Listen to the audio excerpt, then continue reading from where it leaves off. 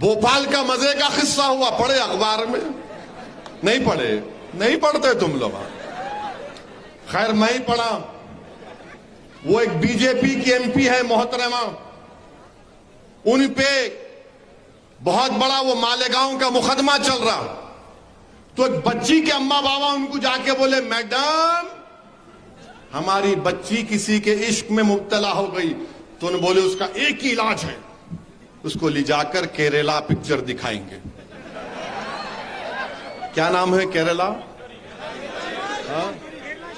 हमारे एमएलए अच्छा जानकारी रखते हैं।